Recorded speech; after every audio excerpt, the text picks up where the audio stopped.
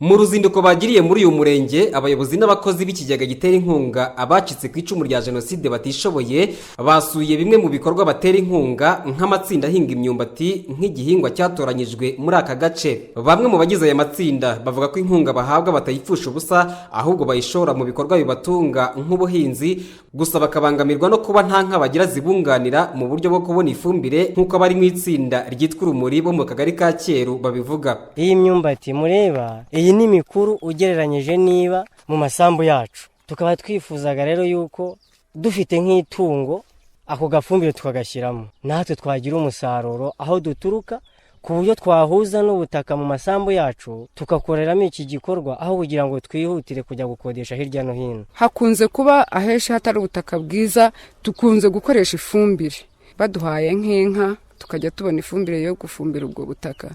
Ubu n'iri tsinda ryacu ntabwo twakomeza kwirukanka dukodesha, twajya dufumbira no mu kwacu tugahuza amasambu, noneho tugahinga ya mirima yacu n'aya mafaranga yakodeshaga akayikora n'ikindi kintu tukarushaho kwizamura.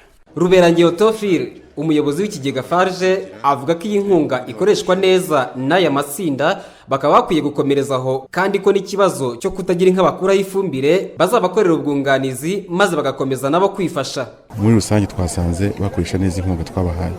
Bahinze imyumbati kuri hegitari enye, imyumbati yabo imaze gukura, bakoresha amaboko yabo ariko bakoresha n'aya mafaranga muri twabahaye. Twabashimye cyane. Icyo twaganiye nabo nuko ari inka ari n'ibindi byose izindi nkunga Farge irazifite, leta irazifite. Turiteguye kuba twabunganira muri gahunda ya Nyakubahwa Perezida wa Repubulika ya Gira inka, ariko igikuru nuko bakoresha neza inkunga bahawe. Uru ruzinduko kandi rwabaye n'umwanya wo kwifatanya n'abaturage kwibuka abazize jenoside muri uyu murenge, by'umwihariko abagore n'abakobwa biciwe ahitwa ku Ibambiro. Mu rwibutso abagore n'abakobwa biciwe ku Ibambiro bashyinguyemo bigaragara ko rukeneye kwitabwaho, ubuyobozi bwa Farge bukaba buvuga ko buzatanga miliyoni 3 nk'inkunga yo kurusana. Camille Ndikumana, mu karere ka Nyanza.